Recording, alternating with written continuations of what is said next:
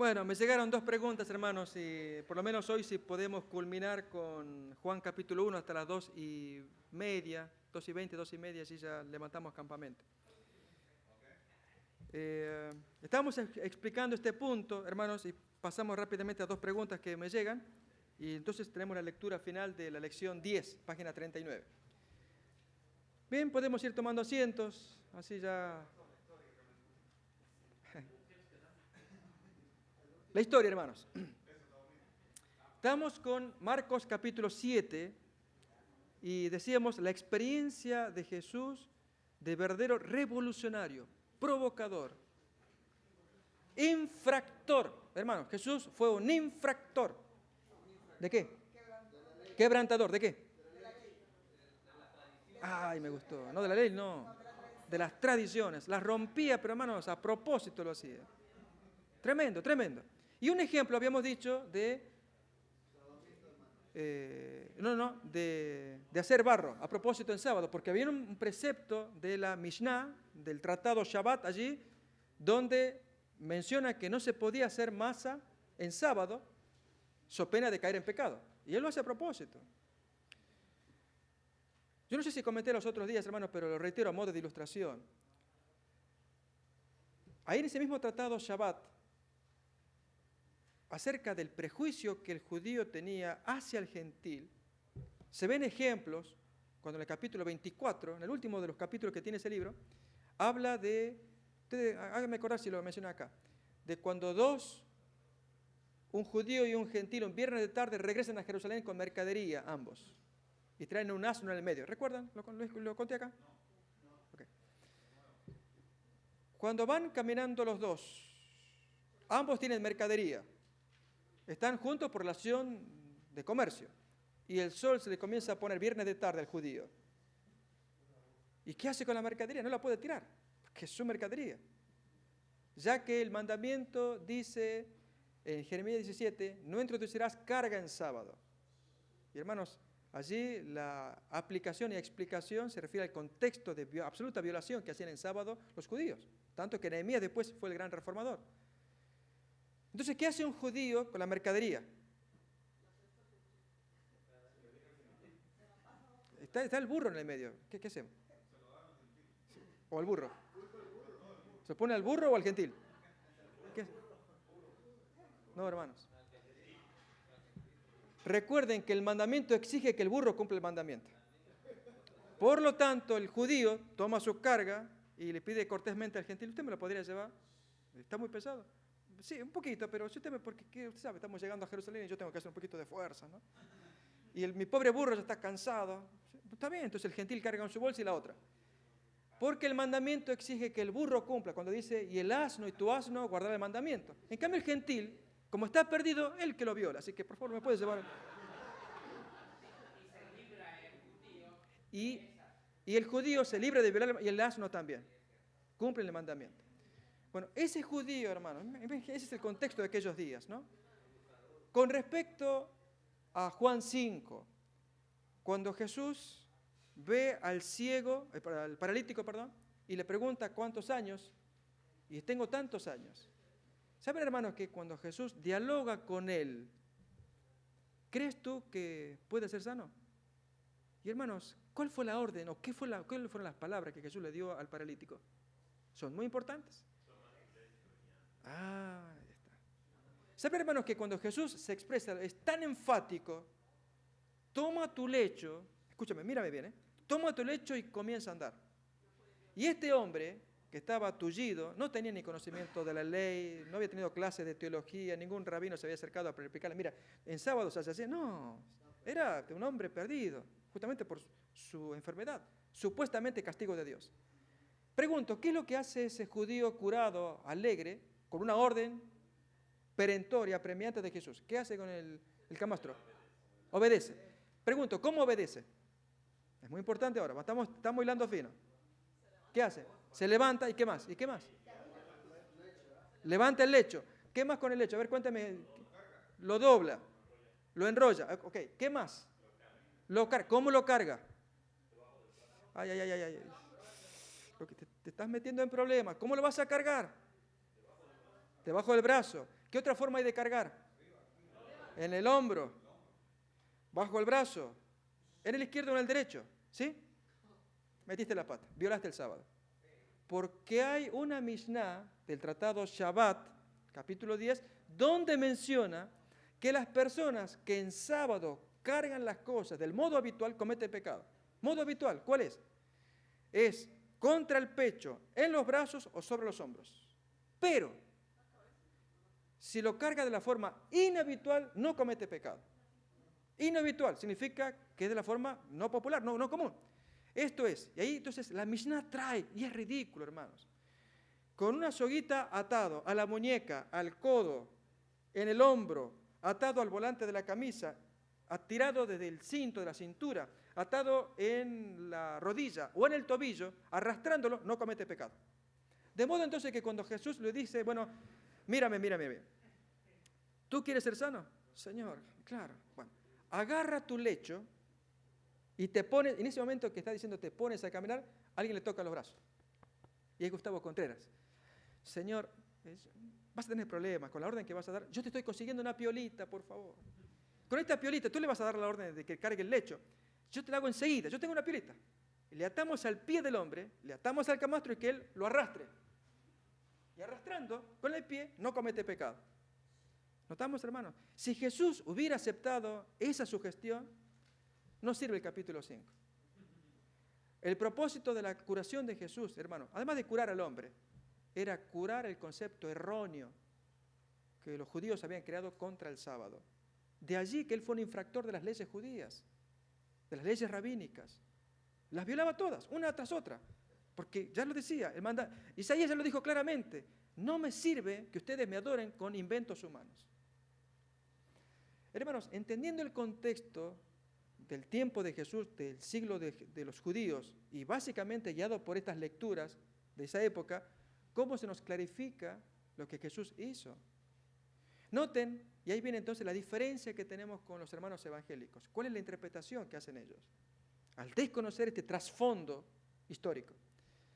Que Jesús, cuando violó el sábado, fijémonos, ya, esto tenía que ver con las comidas, pero estamos hablando de las leyes, por eso es que volvemos después a Marcos 7, volvamos a Juan capítulo 5, la acusación que le hacen a Jesús.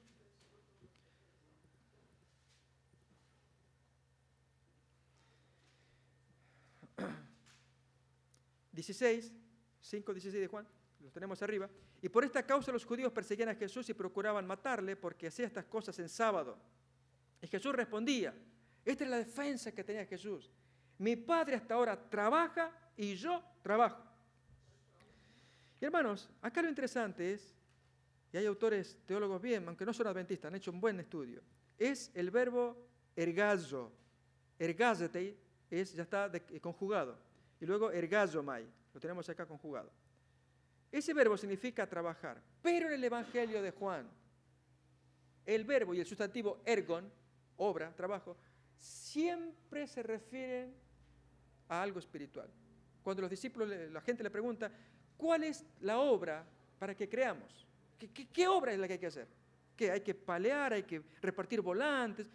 ¿Qué hay que hacer? No, esta es la obra. Que crean en aquel que Dios ha enviado. Por lo tanto, hermanos, cuando aquí dice el versículo, mi Padre hasta ahora trabaja, no es el trabajo físico, es el trabajo de salvación de almas. Si Él lo hace, yo lo voy a hacer también. Salvando almas. Ese es el trabajo que Dios pide que se haga en sábado. Y Jesús, por eso se defiende. Mi Padre trabaja salvando almas. Ese es ergazomai, el sentido en el Evangelio de Juan. Yo lo voy a hacer. Y noten, hermanos, ahí ya se subió la adrenalina de los fariseos, que dicen en el siguiente versículo, por esto aún más procuraban matarlo, porque no solo quebrantaba el sábado, en el concepto de ellos, violaba una regla tras otra, sino que también decía que Dios era su propio Padre, haciéndose igual a Dios. Y uso esta ilustración, hermanos, para que entendamos cuál fue la obra de reforma que Jesús hizo en sábado. ¿Alguien de ustedes tiene un hijito pequeñito, 1 o 2 años?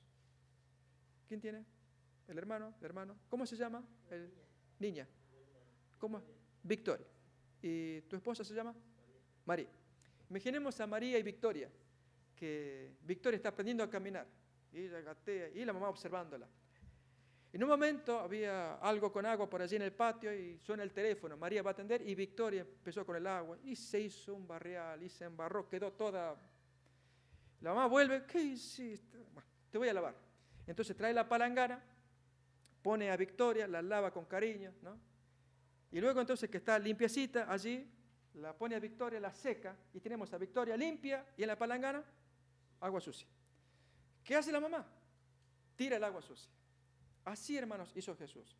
Tomó el sábado, lleno de barro de las tradiciones de los rabinos, lo limpió bien con la obra de reforma que él hizo, y al sábado lo puso limpio para que el hombre lo entienda y lo obedezca, y las tradiciones judías las tiró.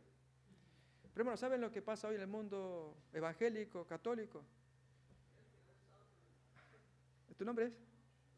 Rogelio. A Victoria, con balde y todo, la tiraron afuera.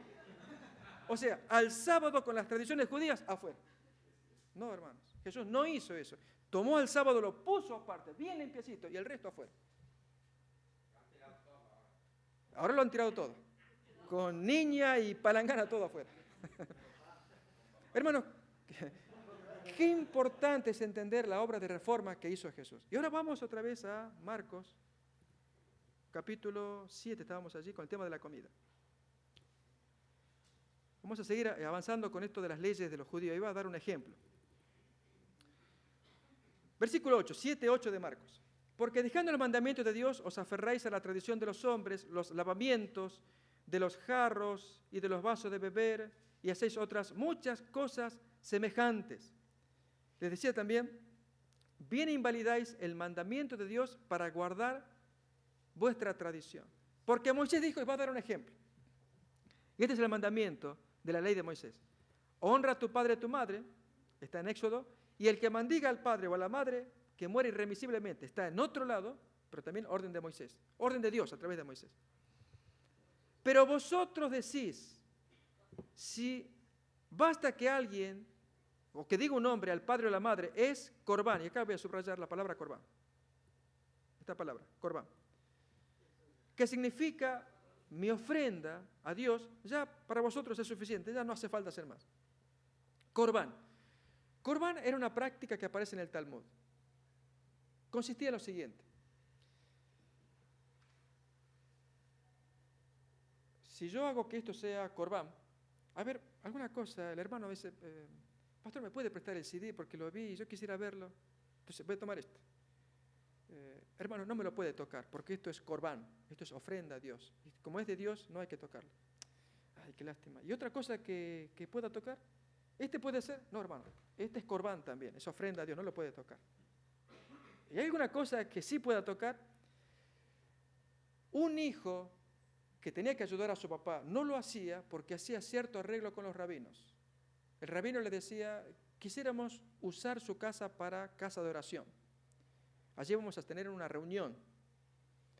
Entonces ese hijo decía, este cuarto que está acá es útil. Y el judío entraba, ok, bueno, se reúnen, vamos a tener un buen momento. De paso los judíos eran muy proselitistas. Como dice Jesús, recorren mar y tierra para hacerse un discípulo y sin embargo lo hacen 2 veces hijo del infierno, peor que ellos. Muy trabajadores eran. Entonces, en este salón, ok, acá vamos a hacer, porque hay gente que está interesada en escuchar nuestra doctrina. Y en eso que se va el judío, el fariseo, escriba, le toca la puerta, es el papá. Y que al hijo le dice, hijo, la hipoteca que yo tenía, perdí la casa, ¿puedo dormir contigo esta noche?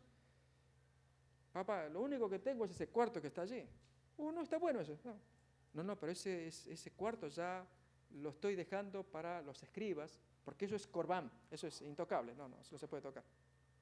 Hijo, no podrías, o sea, yo duermo un rato, estoy allá y tú luego, no, papá, eso es lo único que tengo, yo no te lo puedo dar. Y hermanos, el mandamiento que decía, honra a tu padre y a tu madre, lo violaban porque había que cumplir el mandamiento humano. Así es como lo explica acá, lo leemos. 7:11, pero vosotros decís, basta que diga un nombre al papá o a la mamá, es corbán, o sea, es una ofrenda a Dios, yo todo aquello con que te pueda ayudar, no le dejáis hacer más por su padre y por su madre, invalidando el mandamiento que dice, honra a tu padre y a tu madre, con vuestra tradición que inventasteis como, esto es una ofrenda, un corbán a Dios. Yo no necesito corbán, yo quiero que cumpla el mandamiento que dice, honra a tu padre y a tu madre. Notamos, hermanos, que el mandamiento está claro y ellos lo invalidan con un invento humano, con el cual sacan plata, de allí ambos, el escriba y el dueño de la casa, con la renta y todo, sacaban dinero, pero el papá que necesitaba usar ese cuarto no lo usaba. Un invento humano. Y entonces sigue avanzando el argumento de Jesús. Estamos ahora en versículo 14. Y llamando así a toda la multitud les dice, oídme todos y entended. Nada hay fuera del hombre que entre en él que le pueda contaminar, sino lo que sale de él, eso es lo que contamina al hombre. Y entonces, hermanos, ahí uno dice, un momento, acá dice que lo que entra no contamina. Entra. Entonces, las cosas no contaminan. Si entró cerdo acá, no contamina. Más bien lo que sale es lo que contamina. Versículo 17. Cuando se alejó de la multitud y entró en casa, le preguntaron a él sus discípulos sobre la parábola, y él le dijo, ¿también vosotros estáis sin entendimiento? ¿No entendéis que todo lo de fuera que entra en el hombre no lo contamina? Porque no entra en su corazón, sino en el vientre, y sale a la letrina.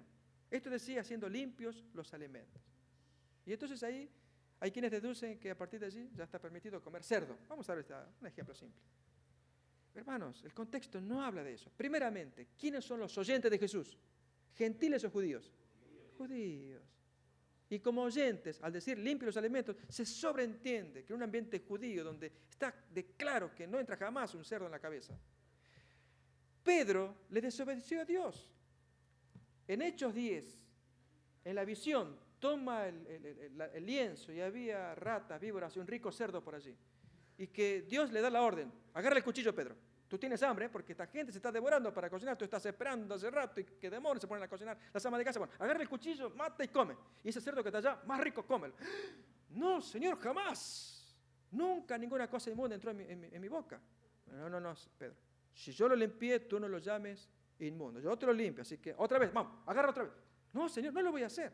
Pero Pedro, ¿qué te pasa? Otra vez. Y hermanos, de allí se deduce que Dios autorizó a que coma cerdo. No, porque luego que Pedro quedó confundido, perplejo, ¿qué es eso? Me cambió todo. Ahora hay una nueva doctrina, ¿qué tengo que hacer? ¿Tengo que predicar esto? Estaba perplejo. Y entonces la voz que le dice el Espíritu Santo, no dudes en lo que tengas que hacer. Okay, la única explicación que tengo, porque eso me dejó bien confundido. En eso le tocan las puertas. Y eran los emisarios de Cornelio el centurión. Y preguntan, ¿vive acá un tal Pedro? Sí, está arriba. ¿Lo hago llamar? ¿Viene? Sí, ¿qué desea? Mire, señor, usted disculpe, pero nos piden llamarlo. Es el centurión romano en tal pueblo. ¿Usted puede acompañarnos? Bueno, pero por las dudas, por favor, esperen un poquito más allá, porque Pedro tenía un prejuicio para los gentiles. Esperen ahí.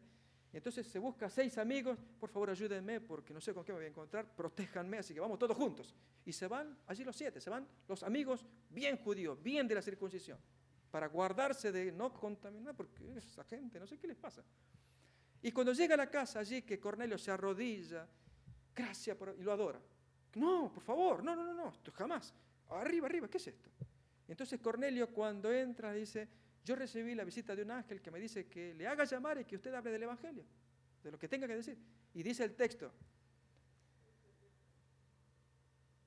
ustedes saben, hermanos o amigos, cuán abominable es para un judío juntarse o acercarse a un extranjero.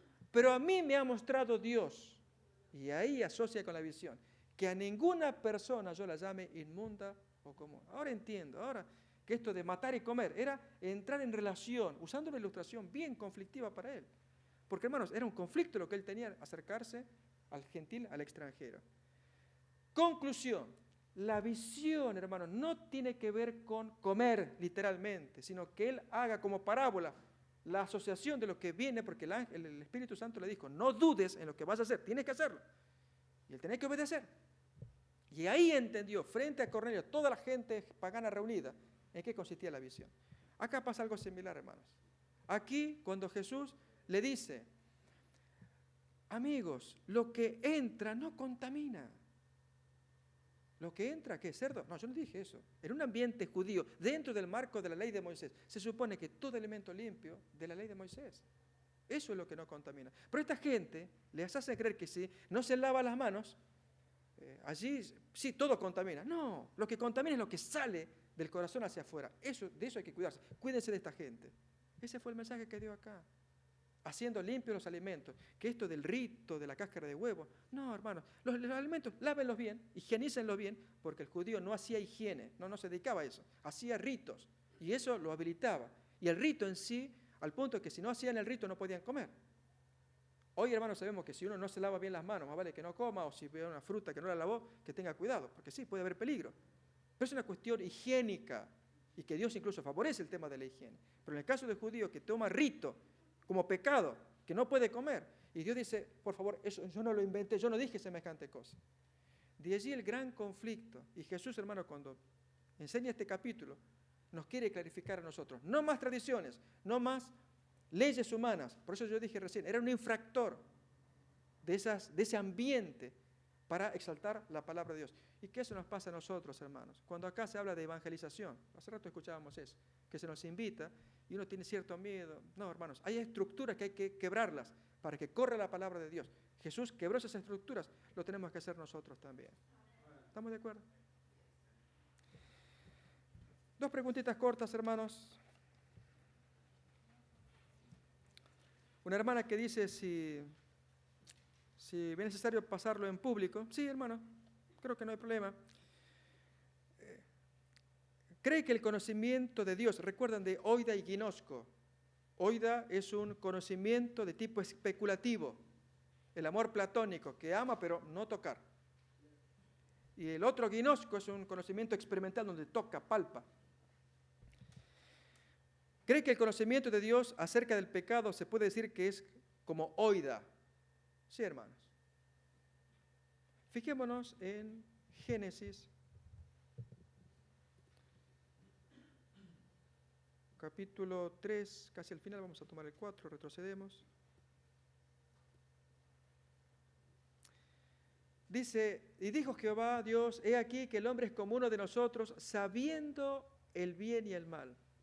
Ahora pues, que no alargue la mano y tome también del árbol de la vida, y come viva para siempre. Al decir que sabe el bien y el mal como nosotros, está hablando de la Trinidad allí, ahora saben, la diferencia es que lo saben por experiencia propia. Dios nunca tuvo la experiencia de cometer pecado para decir yo conozco el mal, está por encima de ello. Hermanos, nosotros no tenemos que esperar que alguien tenga una experiencia personal para conocer. A ver, me quebré el pie, o me fracturé allí el fémur, y entonces la familia desesperada me lleva al hospital. Y pues tengan cuidado, yo no puedo ir más, no te preocupes, vamos a ver al médico. Entonces cuando yo estoy con todo el pie quebrado y hablo con el médico, a ver qué tiene. Ok, sí, ya, yo soy especialista en este asunto, a ver, le saco una radiografía. No, doctor, usted no me va a tocar. ¿Qué le pasa? Usted no me entiende, doctor. ¿Cómo que no lo entiendo? Yo estudié este asunto. No, ¿usted se quebró el pie o la pierna? ¿Se la quebró? No, nunca me quebré. Entonces no me pueden. Yo quiero un médico que se haya quebrado porque me tiene que entender una cosa muy delicada, dolorosa, y que yo quiero saber cómo se cura. ¿Llegamos a ese razonamiento, hermano? No hace falta. Basta con que ese médico sea un experto, pero por encima de la quebradura. Que no se quiebre, que sepa bien. Con Dios pasa algo similar. Dios, hermanos, no tocó el pecado. Es experto en saber cómo se lo trata, pero no necesita tocarlo. Pero si nosotros decimos, no, hasta que Jesús no hubiera conocido la tentación de, yo sí, me tiento con una mujer o con lo que fuera. Y si Jesús me va a comprender, Él tiene que saber que es, no, hermano, está por encima de eso. Y sin embargo no se entiende. Por eso es que ese conocimiento, Jesús, Dios cuando dice acá, Él sabe el bien y el mal como nosotros, solo que Él lo probó, nosotros no. En ese sentido, sí, el ser humano avanzó un paso más que el ángel que nunca cayó. Decimos, ¿avanzó o más bien retrocedió? Porque, hermanos, ¿de qué sirve haber probado el árbol prohibido? Conocerlo. A ver, nadie levante la mano, pero si hay alguna persona, un caballero, que tocó a alguna mujer prohibida, o hizo algo prohibido con alguien, otro dirá, así que tuviste esa experiencia, sí. Y yo sé, hermanos, no sé, nadie levante la mano, pero algún caballero que le pasó esto, yo no sé si puedo decir que lo disfrutó. Yo estoy charlando con un hermano simpatizante, su matrimonio está al punto de divorcio. Pidió una entrevista a este hermano. O sea, es un simpatizante, apenas está entrando a conocer la palabra de Dios. porque en la cara le hizo adulterio a su esposa. Peleas tremendas entre el matrimonio. 4 hijos. Y hoy él está arrepentido. La mujer le hace divorcio. Y yo le pregunto, ¿y usted cuándo lo hizo? Una pregunta directa. ¿Usted lo disfrutó? Por favor. No solamente que estoy arrepentido, no sé qué me pasó. No sentí nada, pero era rabia que le tenía a mi esposa y lo hice. Hermanos, cuando el ser humano tocó el pecado, lo palpó. El ángel del cielo no lo palpó. Y por eso nosotros estamos en una situación más avanzada que el ángel. Cuando dice Dios, es como uno de nosotros, sabiendo el bien y el mal. No, en lugar de un paso más adelante, es un paso más atrás. A diferencia del ángel que nunca cayó. Así que efectivamente hay diferencia en cuanto al conocimiento del pecado. La otra pregunta, ¿cree que el conocimiento qué se ata y se desata y qué llaves se le dieron a Pedro? Mateo capítulo 16. ¿Qué se ata y qué se desata, hermanos? A ver, vayamos a leer el texto. Mateo 16.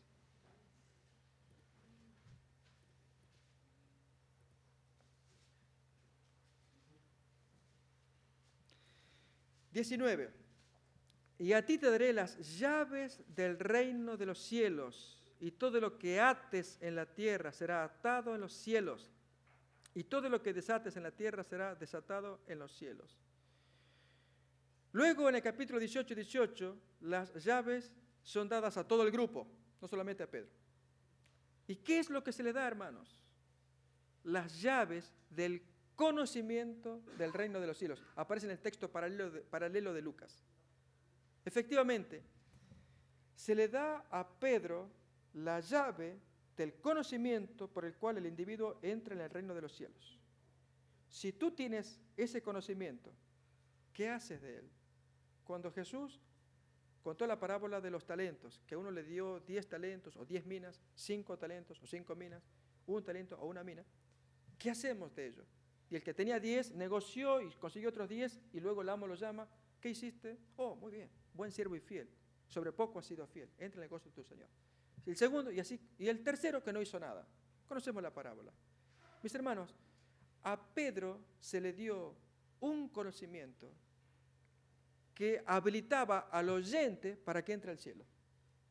Ese conocimiento Dios nos lo da a cada uno de nosotros, por el cual en la predicación, en la evangelización, en los estudios bíblicos, habilitamos al oyente, a quien está escuchándonos, a que entre en el reino de los cielos. Yo a ti te doy las llaves. Lo que tú ates queda atado en el cielo. Y si tú lo desatas, queda desatado en el cielo. ¿Qué representa ello, hermanos? El mismo texto, un poquito después lo va a decir. Vamos a buscar en el capítulo 18 ahora.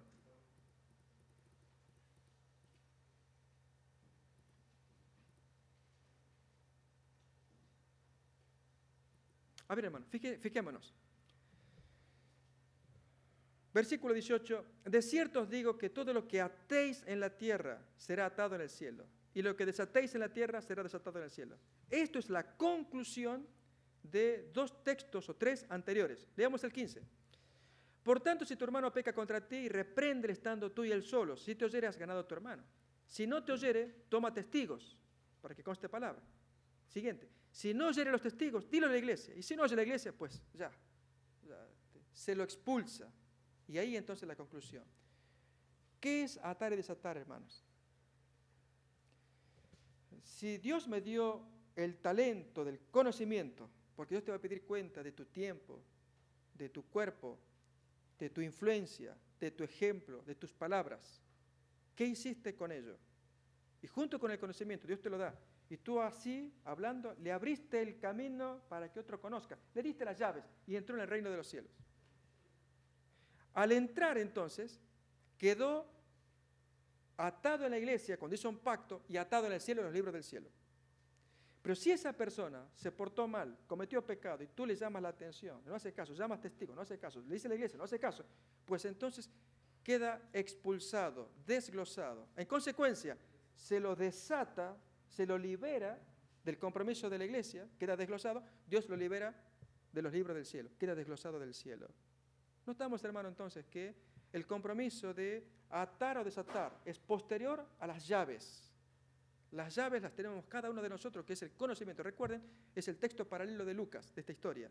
La llave del reino de los cielos, del conocimiento, por el cual la persona interesada oye, va al reino, acepta, se bautiza, pues es atado en los libros de la iglesia, es atado en los libros del cielo. Pero si comete pecado y ante rebelión se dan los pasos bíblicos, no hace caso, queda liberado de los libros de la iglesia, queda liberado de los libros del cielo, quedó desatado. ¿Es claro, hermanos? Sencillo. Vamos a la lectura bíblica. Es la lectura de la lección 10, página 39.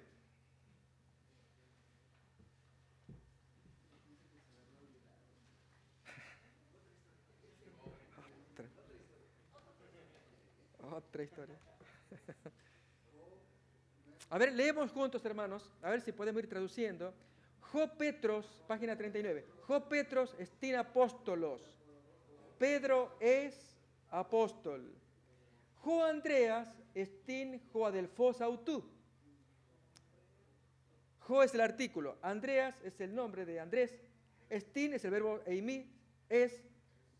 Jo adelfos es hermano. Recuerden que adelfos deriva de dos palabras griegas, ja y delfis. Delfis significa útero, matriz. Y a, o ja en este caso, es la partícula que tiene varios sentidos, además de privativo, o sea que no lo tiene, significa con. Entonces es compañero de matriz. Es el significado de adelfos, hermano. Y autú, recuerdan, era el pronombre de él, que ya lo habíamos estudiado. Entonces, Andreas es el adelfos de él, el hermano de Pedro. Jo Petros y Kai Jo Andreas, Pedro y Andrés, eisin, está en plural.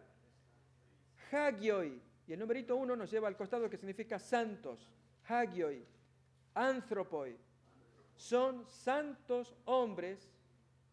Eisingar, Gar 2 es porque, se llama postpositivo porque equivale al español el pues. El pues es una partícula especial que usamos los hispanos, especialmente los mexicanos lo utilizan mucho, cuando al decir una frase arranca la primera palabra y después viene el después, postpositivo el pues. Yo te dije pues que vengas.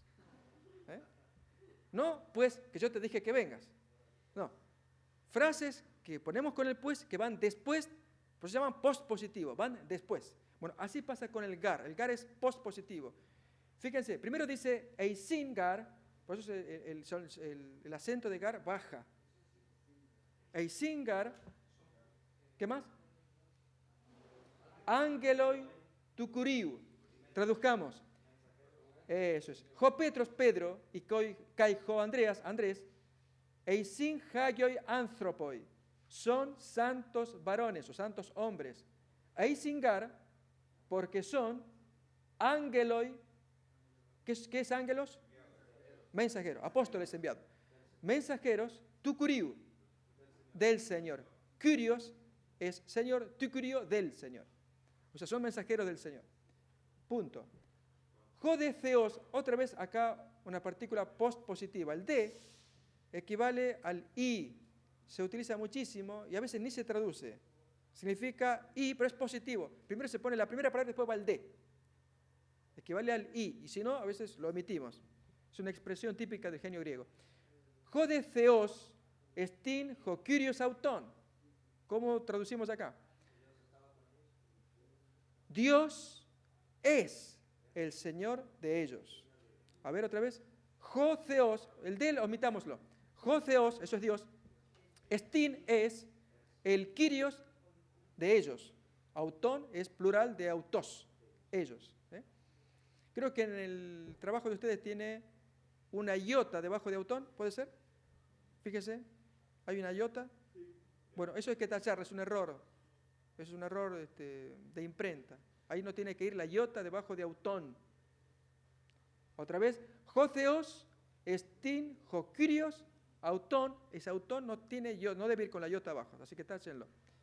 Seguimos. Jo theos, pempei, autus, tois anthropois, tu cosmo tutu. ¿Alguien se anima a traducir? Jotheos, ¿qué significa? Dios. Pempei, ya vimos ese verbo hoy. Enviar. Envía, está en presente. Envía. Autus. ¿Qué es autus?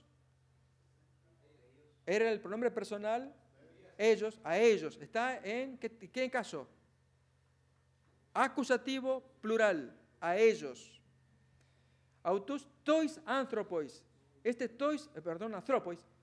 ¿En qué caso está? En caso dativo, plural. A los hombres o para los hombres. Dios los envía a los hombres, tu cosmo tutu. El tutu es esto. ¿Cómo se traduce? De este mundo. Del mundo este, de este mundo. Muy bien. Didascusin es el plural del verbo didasco. Y es la tercera persona plural. Presente. Enseñan. Enseñan. Ellos no, porque no aparece el pronombre, ¿no? Sino enseñan autus. ¿Qué cosa? A ellos. Les enseñan. Autus es acusativo plural, masculino. Didascusin autus, enseñan a ellos, peri tu curio, tu uranú caitesges. Ok. Enseñan a ellos, peri acerca, el número 3 nos va a llevar acerca del Señor, curios, del Señor, tu uranú, viene de uranos, del cielo, del Señor, del cielo, kai y tesges. No, ges, hay una palabra en español y en inglés también. De la tierra, ges es tierra. ¿Qué palabras tenemos que tengan la partícula ge? Geografía, ¿qué más? Geología. Geometría no, ya es otra, pero sí geología. Noten, logía es el estudio de la tierra. Grafía, grafo es escribir, es una descripción de la tierra, geografía. ¿Notamos? La palabra ge y geo en particular. No es geometría, que tiene otro origen, ¿sí? Entonces, tiene que ver con tierra. Y acá cuando dice el quirio del uranos y del ges, del cielo y de la tierra. Muy bien, seguimos. Legusin, hoi didascaloi, joti jotheos, agape estin. Legusin, del verbo lego, es la tercera persona del plural. Significa dicen, muy bien. Dicen los didáscalos, los discípulos. Joti significa que y porque, ambas cosas, que y porque, que el theos agape es. ¿Qué significa? Que Dios es amor. ¿Ven, hermanos? ¿Estamos traduciendo? No es difícil. Y así es el Evangelio de Juan, y aún la carta de Juan. Muy simple, muy sencilla. Avanzamos. Apostelei ton huion autu, eis ton cosmon tuton, joticelei sozen tus anthropus. Apostelei, del verbo apostelo, que significa enviar. ¿Qué significa apostelei? ¿No? Es un verbo, tercera persona, envía, del singular. Él envía, aunque no está el él, pero podemos agregarle. Él envía, apostel, él envía ton huion, al hijo. Ton huion autú, al hijo de él, o sea, a su hijo. Eis ton cosmon, al mundo, tuton, joti, porque, celeis sozen, tus anthropus. Porque el verbo celo significa querer. Porque quiere, ¿no? Sozein. Viene del verbo sozo. Se escribe así. Salvar. Eso es, salvar. Ese es el verbo. Sozo. Salvar. Quiere salvar, sozein, tus anthropos, a los hombres. Muy bien, a los hombres. Seguimos. Jo Jesús legei. El Jesús dice, legei es decir, dice, eimi tofos kai ge aletheia kai ge zoe. Traducción. Soy la fos, la luz, y la aletheia, la verdad, y la Zoe. ¿Qué es Zoe? La vida. Muy bien. Muy bien. Enemoi uk estin gescotia kaijothanatos. En mí, a ver, emoi, ¿alguien recuerda del pronombre personal en primera persona? Emoi, ¿qué caso es? Ok, en mí, pero ¿qué caso? ¿Genitivo, dativo? Fíjese por el pronombre que lleva, en. Dativo. Los dativos son los que se caracterizan por ponerle cualquier cantidad de pronombres. Entonces, en emoi es dativo, en mí, o sea, en mí sería. En mí, uk estin, no está o no hay la scotía ni el thanatos. Scotía era oscuridad y thanatos, la muerte. Thanatos es muerte. Muy bien. Joaner, el varón, Hegine, la mujer, Totecnon, el niño, los hoi pisteusin to evangelion mu lambanusin zoen. Traducimos. El varón, fijémonos en el número 10, varón, hombre. La guiné, número 11, mujer. El totecnon, el hijo, 12. Quienes, hoi pisteusin, los que creen a mi evangelio, lambanusin zoen. El verbo lambano, ¿alguien recuerda lo que significa? No, ese es ginosco. Reciben. Ok, entonces, ahora traducimos. Reciben vida. Otra vez, Joaner, el varón, Hegine, la mujer, Totecnon, el niño, Hoi, los que, Pisteusin, los que creen, To Evangelion, el evangelio, mu, de mí, mi evangelio, Lambanusin, reciben, Zoen, vida. Ala es lo opuesto, pero lo contrario, eso significa el número 14, pueden ver, pero al contrario. Hoian anthropoi, pisteusin, lambanusin ton thanaton. ¿Qué significa? Alá, los que, pero, los hombres, quienes, hu es un pronombre relativo, que lo vimos acá en el listado y está en la cartilla también, pronombre relativo. U es no, pisteusin, no creen, reciben, lambanusin, la muerte, thanaton. ¿Van siguiendo, hermanos? ¿Alguien está como perro viendo que las pelotas van por allá, mira por acá? ¿Desorientado? No se preocupe. Si no lo entiende, tiene el DVD. Ahí lo...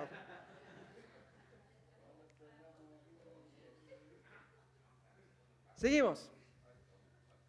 A ver si completamos la lectura.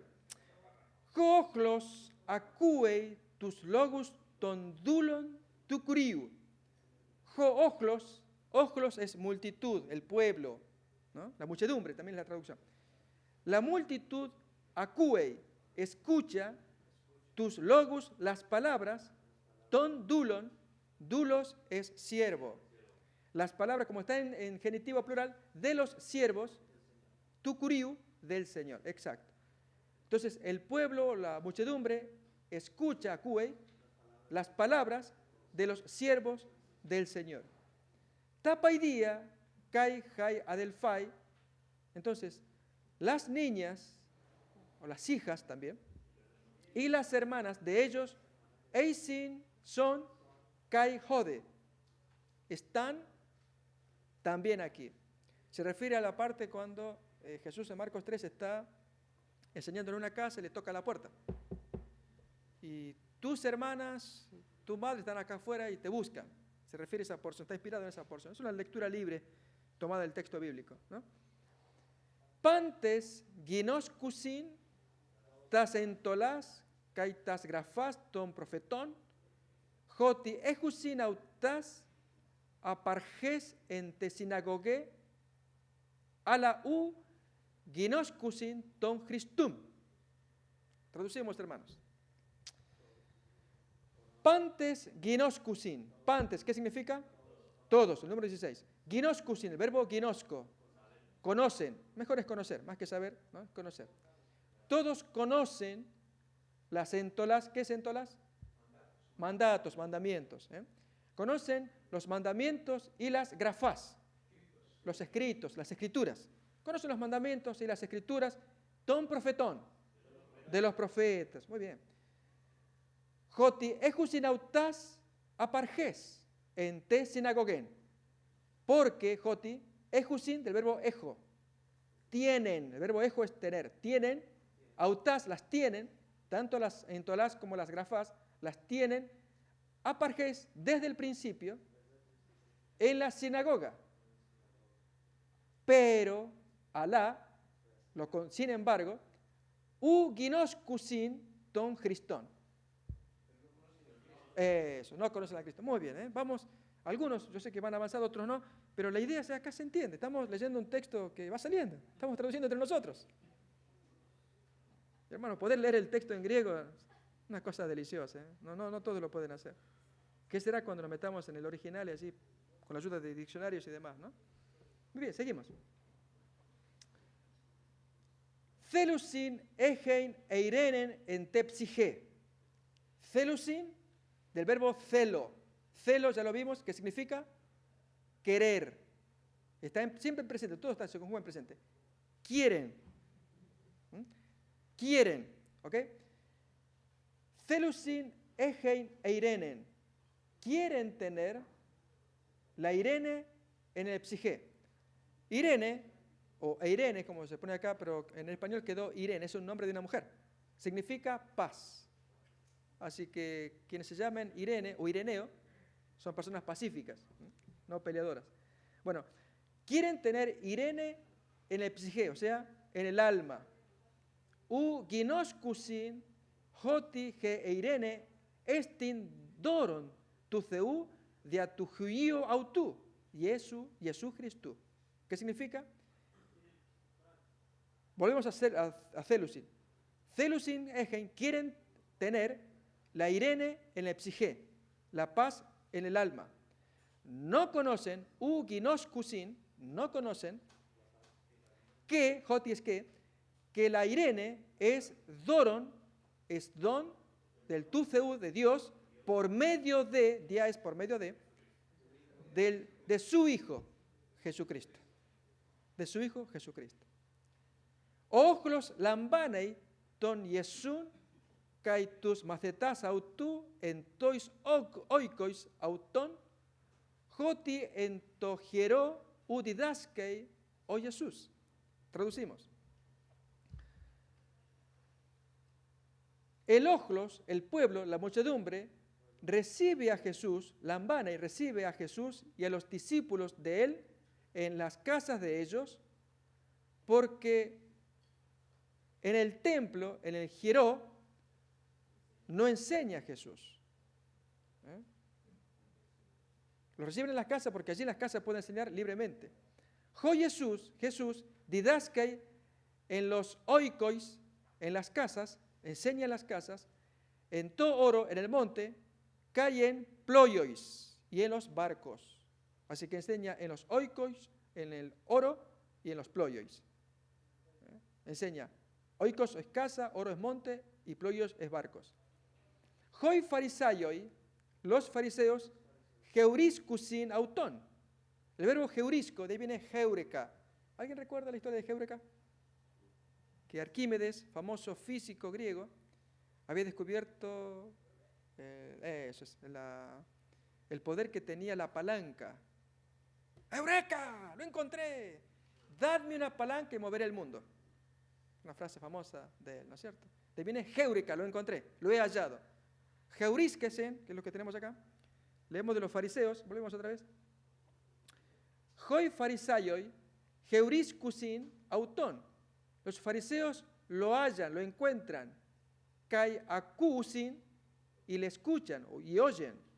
Alá, pero u pisteusin, del verbo pisteuo, que es creer, pero no creen. Joti, jodiábolos, estin en te cardía autón.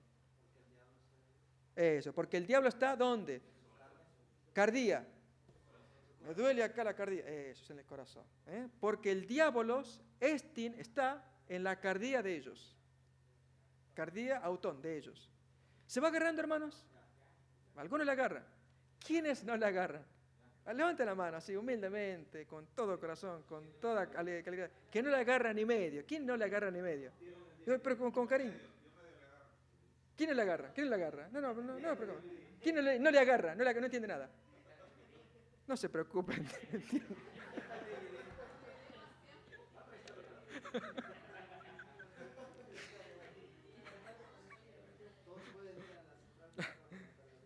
Todo, con el DVD lo arreglamos todo. Última frase, estamos ya en la recta final. Jesús lege, Jesús dice, ego eimi to fos tu cosmo. Yo soy la fos del mundo. El fos fotos es luz. Y cosmo del mundo. Ego eimi, yo soy, to fos, la luz del mundo, cosmo. Eimi, eirene, kai he aletheia, kai he zoe. Yo, soy, eimi, soy la paz y la verdad y la vida. Irene es paz. Joanthropos, hos menei en emoi, egei zoen aionion.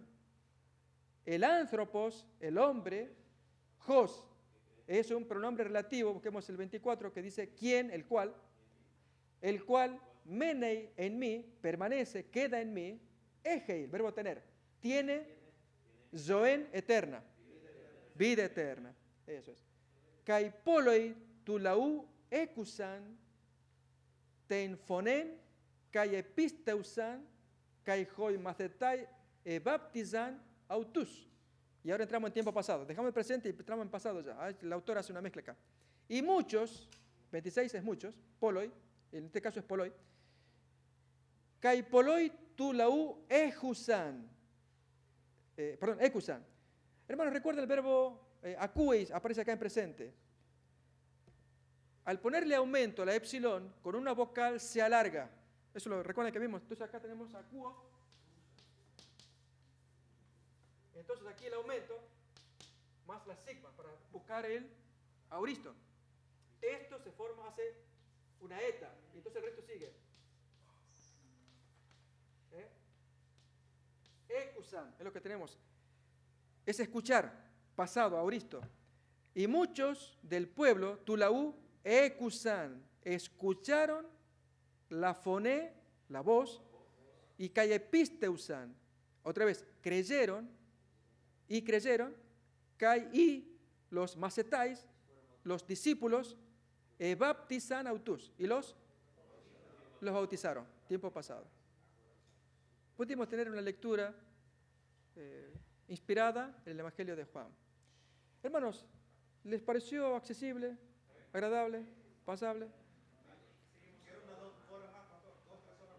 ¿Una historia más? Ya estamos, quedan, hermanos, 5 o 6 minutos para las 2:30 y ya levantamos campamento. Mientras van preparando sus útiles, ¿no es cierto? Vamos ya poniéndonos en orden. Tarea, hermanos, me entregaron acá, va a seguir siendo la misma, que entreguen su cuaderno. Si ustedes lo hacen, hermanos, va a ayudarles en la calificación, cuando yo tenga que poner número. Yo quisiera poner aprobado, todo el mundo aprobado porque vinieron a la clase. El pastor Cabrera lleva el control, pero si hay que ponerle el número, la calificación va a estar dada por los trabajitos que ustedes me entreguen.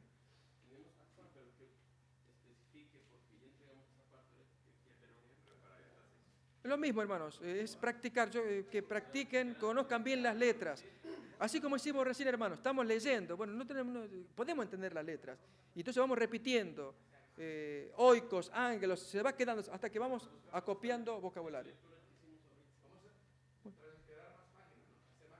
Sí, si tienen, porque algunos no lo tienen en el libro, este tipo de lectura, hermanos, yo les pido, esto es para ustedes, nadie se recargue, busquen esas lecturas sencillas y trabajen, es para que ustedes aprovechen y crezcan eso, ustedes trabajando en lectura, avanzando hasta que esto se vaya metiendo y pronunciando en voz alta, de modo que lo que sale llega al oído otra vez. Una última historia, hermanos, ya nos estamos retirando.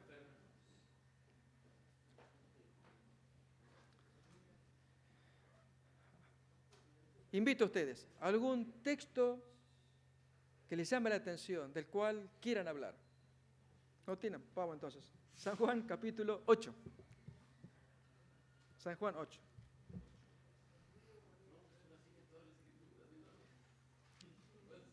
Capítulo 8, sí. Fijémonos en el 7:53. Cada uno se fue a su casa. Capítulo 8:1. Y Jesús se fue al monte de los olivos y por la mañana volvió al templo y todo el pueblo vino a él y sentado les enseñaba. Entonces los escribas y fariseos le trajeron a una mujer sorprendida en adulterio y poniéndola en medio, le dijeron: Maestro, esta mujer ha sido sorprendida en el acto mismo del adulterio. Y la ley nos mandó a Moisés a apedrear a tales mujeres. ¿Tú pues qué dices? Mas esto decían tentándole para poder acusarlo. Pero Jesús, inclinado hacia el suelo, escribía en tierra con el dedo. Y como insistieron en preguntarle, se enderezó y les dijo: el que de vosotros esté sin pecado sea el primero en arrojar la piedra contra ella. E inclinándose de nuevo hacia el suelo, siguió escribiendo en tierra. Pero ellos, al oír esto, acusados por su conciencia, salían uno a uno, comenzando desde los más viejos hasta los postreros, y quedó solo con Jesús, y la mujer estaba en medio. Enderezándose Jesús, y no viendo a nadie sino a la mujer, le dice: ¿dónde están los que te acusaban? ¿Ninguno te condenó? Ella dijo: ninguno, Señor. Entonces Jesús le dice: ni yo te condeno, vete y no peques más. Hermanos, ¿le gustó esa historia? No está en el griego.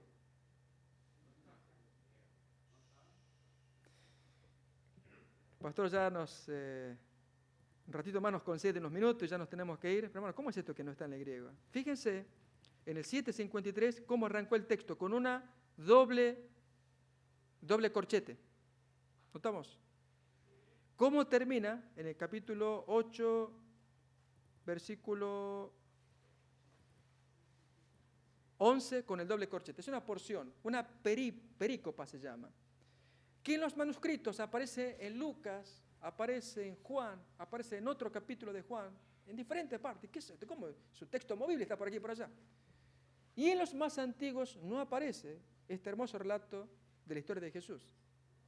Sin embargo, aquí se prueba algo que vale la pena, hermanos, y es por lo cual llegó la salvación a nuestro conocimiento, que por la tradición oral, de voz en voz, de hermano en hermano, cuando llega a nosotros, lo aceptamos, entró la salvación. Allí el poder de Dios que estaba allá trabaja en nosotros. Eso fue lo que no aceptó Tomás, que los amigos le dijeron a Tomás, le predicaron: vimos al Señor resultado. No, yo no acepto, hasta que no le mete el dedo, no me vengan aquí. Y lo rechazó. Y Jesús lo reprendió. Porque, hermanos, el mensaje va de boca en boca. En el caso de este texto, que Juan no lo escribió, evidentemente el apóstol Juan no lo escribió, no es de Juan. Sin embargo, este servidor, humildemente, sugiere que es inspirado. Uno dirá: pero ¿quién es este para sugerir? Hermanos, no es de Juan. Partimos de la base. No es de Juan. Y está en manuscritos posteriores, tardíos, y entró en el Evangelio. Sin embargo, sí lo reconozco canónico, sí lo reconozco inspirado, aunque no escrito por Juan, por una razón. ¿Cuál es, hermanos? Tiene tal poderoso mensaje que se pasó de labios en labios. Juan no lo recogió, pero cuando el copista le copia a Juan, porque el manuscrito se iba perdiendo, luego el siguiente copista le copia al otro, porque los manuscritos se van ajando, rompiendo, y así pasa de generación en generación. Uno tardío agregó este relato, que lo inventó. Hermanos, tiene tanta sabiduría, tanta belleza, tanta fuerza, tanto poder, que, hermanos, uno puede decir que no puede negar que el Evangelio, que arrancó primeramente de Jesús, Lucas dice: mira, Teófilo, hay muchas historias que recorren acerca de Cristo. Yo me propuse hacer la mía, pero esas historias que anda recorriendo, una de esas historias que anda por allí, contó la historia de la mujer adúltera. Y que fue llegando aquí y allá y se transmitió de boca en boca. Pero a Lucas le interesó esta parte, a Juan le interesó esto otro. Y él no puso la perícopa, la mujer adúltera. Lucas tampoco, porque también aparecen algunos manuscritos en Lucas. Pero el copista posterior sí lo pone, porque, hermanos, llega a él y lo copia. Y ustedes me dirían: bueno, pastor, si es así, entonces ¿por qué yo no puedo aceptar el final largo de Marcos, si es otra tradición? Porque, hermanos, en esta historia hay algo que el texto largo de Marcos, y especialmente el corto de Marcos, no lo tiene. ¿Recuerdan cuando yo dije texto de calidad inferior? Este texto, hermano, ¿cómo lo consideran ustedes? ¿Calidad inferior? buena calidad. ¿Por qué, hermano, decimos textos de buena calidad? Tremendo mensaje. Por el contenido, vemos que aquí hay algo, hay sabiduría. Eso es el tipo de historia, de mensaje de Jesús que conmovían a la gente, por lo cual la gente aceptaba. Veían esta historia, la sabiduría. Es como aquello de Salomón, tan sabio cuando dijo, bueno, las dos mujeres, a ver, se pelean entre ustedes, ¿cuál es el hijo de ustedes? A ver, hagamos una cosa, tráiganlo, una espada, por favor, y los partimos por la mitad. No, no, dijo la madre verdadera. Y se vio sabiduría allí. Hermanos, conclusión, moraleja de esta historia. Esta historia es inspirada por Dios, llegó a nuestra Biblia felizmente por otra vía, no por Juan, por otra de estas tradiciones orales que recorrían, y la aceptamos porque tiene tanto poder, tanta sabiduría, que así es un pálido ejemplo de lo que Jesús hacía en aquellos días. Cada cosa que hacía sorprendía, su inteligencia que tenía, conmovía y ganaba corazones. Así tiene que pasar por nosotros. Esa es una lección. ¿Cuál es? Aceptar la tradición cuando vemos el poder de Dios.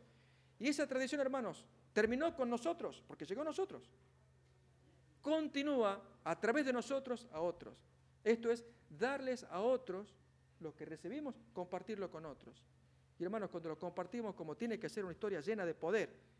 Poder porque viene con poder ya la historia misma. Llega con poder a nosotros porque nos transformó. Y así con poder llega a otros, tiene que conmover corazones. ¿Aceptamos esto? Que Dios nos bendiga.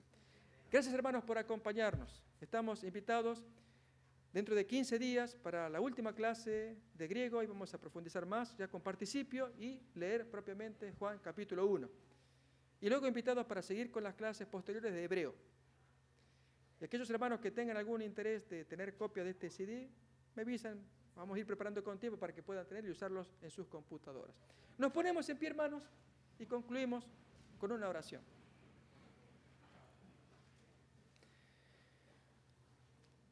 Querido Padre que estás en el cielo, queremos darte gracias por este hermoso día de trabajo, de estudio de la palabra de Dios.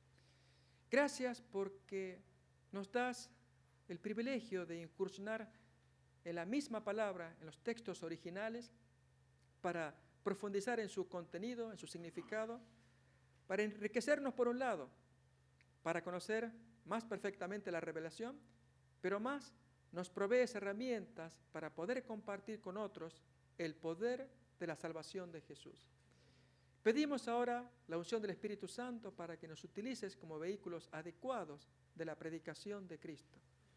Nos ponemos en tus brazos, rogamos que nos acompañes y lo agradecemos en el nombre de Jesús. Amén.